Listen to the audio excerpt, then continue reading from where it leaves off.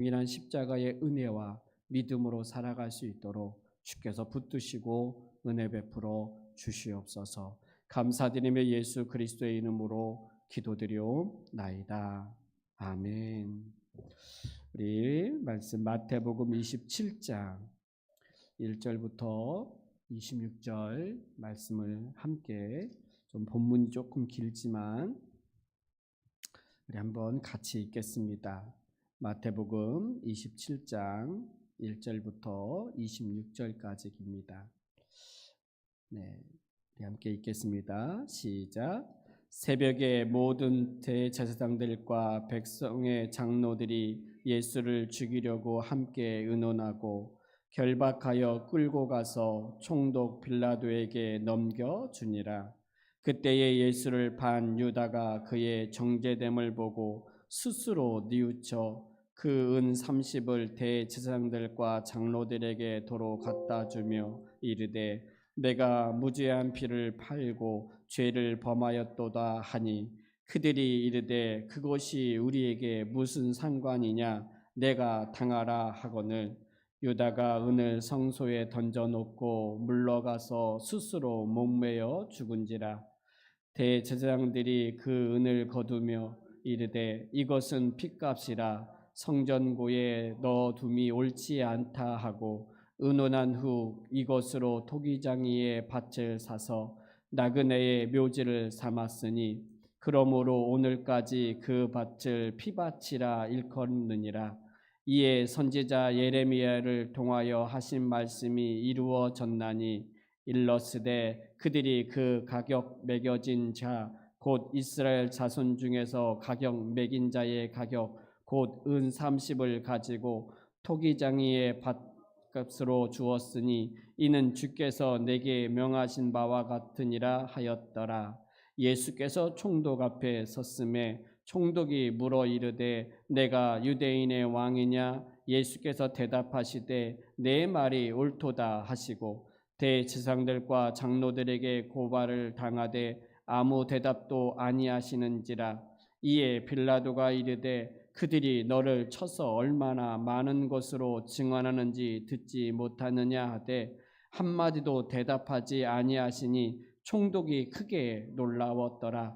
명절이 되면 총독이 무리의 청원대로 제수 한 사람을 놓아주는 전례가 있더니, 그때에 바라바라 하는 유명한 제수가 있는데, 그들이 모였을 때에 빌라도가 물어 이르되 너희는 내가 누구를 너희에게 놓아주기를 원하느냐, 바라바냐 그리스도라 하는 예수냐 하니, 이는 그가 그들의 시기로 예수를 넘겨준 줄 알미더라. 총독이 재판석에 앉았을 때에 그의 아내가 사람을 보내어 이르되 저 옳은 사람에게 아무 상관도 하지 마옵소서. 오늘 꿈에 내가 그 사람으로 인하여 예를 많이 태웠나이다 하더라. 대제사장들과 장로들이 무리를 권하여 바라바라 하고 예수를 죽이자 하게 하였더니, 총독이 대답하여 이르되 둘 중에 누구를 너희에게 놓아주기를 원하느냐? 이르되 바라소이다. 빌라도가 이르되 그러면 그리스도라 하는 예수를 내가 어떻게 하랴? 그들이 다 이르되 십자가에 못 박혀야 하겠나이다. 빌라도가 이르되 어찌 미냐? 무슨 악한 일을 하였느냐? 그들이 더욱 소리질러 이르되 십자가에 못 박혀야 하겠나이다 하는지라. 빌라도가 아무 성과도 없이 도리어 밀란이 나려는 것을 보고 무리를 가져다가 무리 앞에서 손을 씻으며 이르되 이 사람의 피에 대하여 나는 무죄하니 너희가 당하라. 백성이 다 대답하여 이르되 그 피를 우리와 우리 자손에게 돌릴지어다 하거늘, 이에 바라바는 그들에게 놓아주고 예수는 책짓질을 하고 십자가에 못 박히게 넘겨주니라. 아멘. 예수님께서 십자가에 넘겨져 죽임을 당함에 있어서 여러 사람들의 이제 의해서 되어지는데, 먼저는 대제사장들과 백성의 장로들은 명제를 하지 말자. 왜냐하면 밀란이 날까 하여 명절, 유월절에는 하지 말자 이렇게 논의를 했는데 이들이 논의한 것과 다르게 갑자기 예수의 12제자 중 하나인 가룟 유다가 적극적으로 이 일에 참여하면서 내가 너희에게 예수를 넘겨주려고 하니까 나에게 얼마를 줄래? 라고 하면서 흥정하면서 은 30에 예수를 넘겨주겠다 이렇게 하고 이 예수님을 이제 이 대상들과 백성의 장로들에게 넘겨주게 되죠. 먼저는 예수님이 십자가를 지게 된 것 가운데에 이 가룟 유다가 아마 이 예수님이 십자가의 짐에 있어서 적극적으로 관여하게 되고 이 일에 참여하게 되죠. 물론 예수님은 이 땅에 오신 것은 우리 죄인을 대신하여 십자가에 죽으러 오셨죠. 그것이 바로 하나님의 뜻이었고 그것이 하나님이 원하시는 것이었어요. 그래서 할 수만 있거든 이 잔을 내게서 지나가게 하옵소서. 할 수만 있거든 내가 마시지 않고 이 잔이 내게서 지나갈 수 없거든 이렇게 예수님께서 기도하실 때 이것이 하나님의 뜻이구나. 그래서 이제 예수님은 죽으러 오신 거죠. 그런데 이 가룟 유다, 예수님의 12제자 중인 하나인 가룟 유다가 예수님을 십자가에 죽게 하는 일에 관여하게 된 거죠. 왜요? 은 30을 받고 넘겨주겠다. 아마 이 돈에 관련되어서 이 재정적인 문제로 인하여 예수님을 넘겨주는 일을 하게 되어지죠. 두 번째, 예수님이 십자가에 죽게 되어지는 일에 관여한 사람들 중에 대제사장들과 장로들이 있었죠. 아마 이 대제사장들과 장로들은 예수님의 이 사역, 예수님이 많은 사람들에게 하나님 나라의 복음을 가르치고 또 그분을 통하여 놀라운 이적들이 나타나는 것들을 보면서 저분이 바로 구약에서 예언되어진 메시아가 아닌가 하고 누구보다도 그 예수님을 믿고 영접하고 그분을 따라야 되는 종교 지도자들인데 이들이 오히려 예수님을 죽이는 일에 적극적으로 참여하게 되죠. 이유는 왜 그랬을까요? 오늘 이 빌라도 총독이 이 예수님을 고발하고 있는 제사장들과 장로들의 이 여러 고발들을 들으면서 그가 생각하기에 뭐였냐면 18절에 보면 이는 그가 그들의 시기로 예수를 넘겨준 줄을 알미더라 이렇게 말하고 있어요. 그러니까 이 대제사장들과 장로들이 예수님을 십자가에 넘겨준 것은 그들이 시기함으로다 이렇게 말을 합니다. 시기와 질투.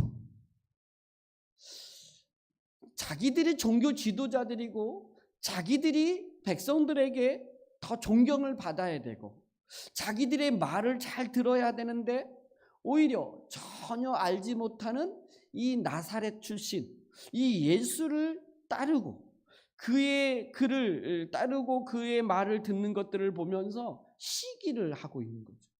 아니 시기할 문제가 아니라 그 하나님이 약속하셨던 메시아가 왔음을 누구보다도 잘 알아야 되는 이들이 이 시기로 인하여 질투로 인하여 눈이 가려진 거죠. 그래서 하나님의 아들 메시아를 알아보지 못하게 되고 오히려 예수를 적극적으로 죽이는 일에 관여하는 사람들이 돼버린 거죠.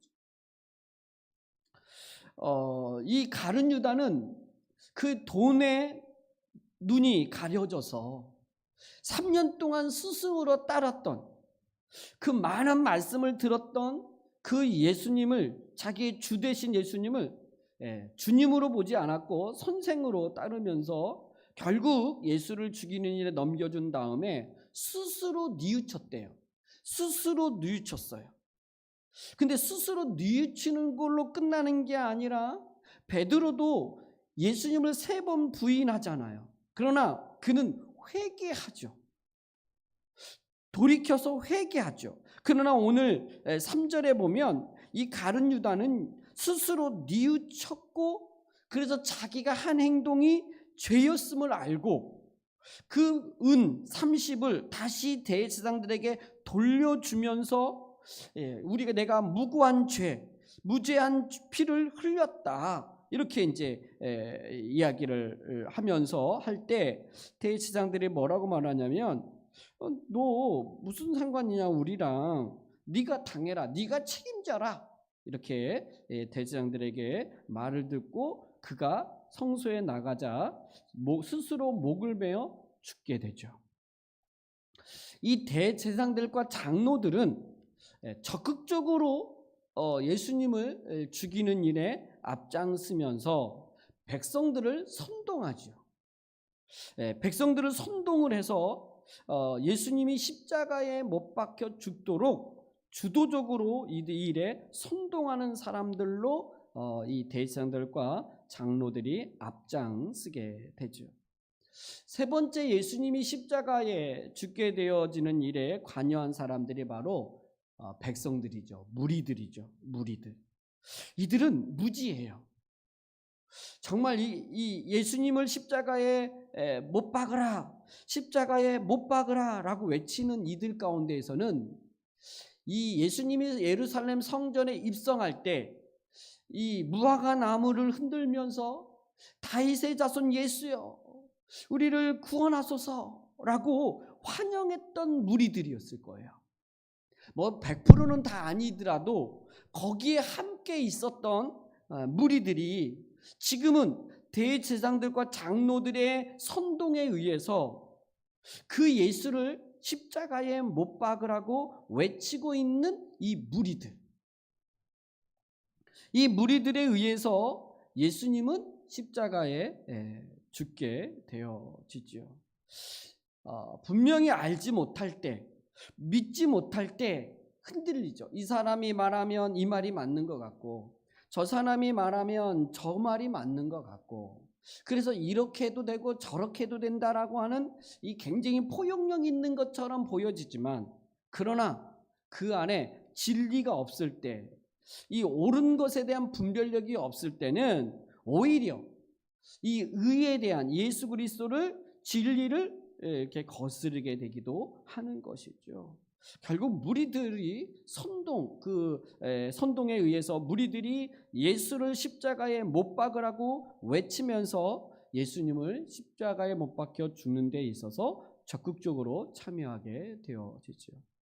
마지막 4번째, 예수님을 십자가에 못 박혀 죽음에 있어서 적극적으로 개입한 사람은 바로 총독 빌라도이죠. 여러분, 이 총독 빌라도는요 굉장히 잔인한 사람이고요, 무자비한 사람으로 역사학자들이 기록되어 있어요. 특히 유대인들에 있어서 관용이 없었어요. 굉장히 무자비하고 잔인하게 이 백성들을 다스리면서 유대인과 이 빌라도의 관계가 좋지 못했어요. 그런데 이 빌라도가 이 새벽에 자기에게 끌고 온 이 예수에 대한 이야기를 들으면서, 물론 그전에도 알았겠죠. 그러나 사람을 죽임에 있어서 유대인들은 사람을 죽일 권한이 없었어요. 그 당시 로마의 지배에 있었고, 이 로마의 그 법정에 서서 유일하게 재판을 통해서 사형 언도가 내려져야지 죽일 수 있는 거였죠. 유대인들은 그들을 스스로 사람을 죽일 수 없었어요. 물론 예수님이 대제사장들에게 끌려가서 여러 재판을 받죠. 그러나 이 거짓된 증언들 앞에서 예수님은 저자가 성전을 허물고 3일 만에 다시 짓겠진다고 했다, 이런 말들을 통해서 신성모독이다, 하나님의 아들이라고 하는 이 말을 했다, 이렇게 이제 거짓 증언들, 또는 그의 예수님의 말씀을 예수님을 믿지 아니하니까 그분의 말씀도 다 신성모독이라고 말하면서 고발을 했죠. 그러나 유대인들은 죽일 권한이 없었기 때문에 당시 총독이었던 빌라도에게 예수님을 끌고 온 거예요. 총독은 생각했죠. 이들의 고발의 내용들을 살펴봤어요. 너무 많은 고발의 내용들이 있었지만 예수님은 총독 빌라도는 예수님에게 물었죠. 내가 유대인의 왕이냐? 이렇게 물었을 때 예수님이 대답하죠. 내 말이 옳도다. 맞다. 이렇게 말해요. 그리고 나서 고발 내용들을 예수님에게 쭉 말을 하니까 예수님이 아무 대답을 안 하세요. 고발의 내용을 들으면 거짓이다, 항변을 하거나 아니라고 말을 해야 되는데 아무 말을 안 해요. 그랬을 때 빌라도가 생각할 때 예수는 다른 죄가 있는 게 아니라 이들의 시기에 의해서 이렇게 왔구나. 그래서 총독으로서의 권한 중에 하나가 뭐냐면 명절이 되면 죄수 한 명을 놓아주는 전례가 있었어요. 그래서 자기 권한 중에 하나가 그게 있었기 때문에 놓아주려고 풀어주려고 아주 그 당시 유명한 죄수인 바라바를 앞세우죠. 그걸 무리들에게 말했어요. 내가 명절 때에 죄수 한 명을 놓아주는 전례가 있는데 내가 너희가 너무 잘 아는 이 유명한 죄수인 바라바를 놓아주랴, 아니면 그리스도라고 말하는 예수를 놓아주랴. 아마 이렇게 말한 의도는 백성들이 바라바보다는 예수가 좀 더 괜찮지 않는가, 그래서 예수를 놓아줄 거라고 말할 거라고 생각해서 말한 거죠. 근데 하물며 그런 마음도 갖고 있었는데 19절에 보니까 총독이 재판석에 앉아 있을 때 그의 아내, 이 빌라도의 아내가 누군지는 잘 모르겠는데 이 아내가 빌라도에게 찾아와 가지고 당부를 하는 거예요. 저 옳은 사람에게 아무 상관도 하지 마옵소서. 저 의로운 사람에게, 무죄한 사람에게 당신 관여하지 마소서. 관여하지 말라는 거예요. 개입하지 말라는 거예요. 그 말은 죄가 없다라고 말한다는 거죠. 내가 꿈에 이 사람으로 인하여 예를 많이 태웠나이다. 굉장히 괴로웠습니다. 아마 어떤 역사학자들 가운데서는 이 빌라도의 아내가 예수를 믿었던 여인이다, 이렇게도 이야기하는 사람은 근거는 없어요. 그런데 어쨌든 이가 와서 적극적으로 말하는 건 뭡니까? 예수님은 죄가 없으시다. 이걸 바라바가 알았어요. 아니, 총독 빌라도가 알았죠.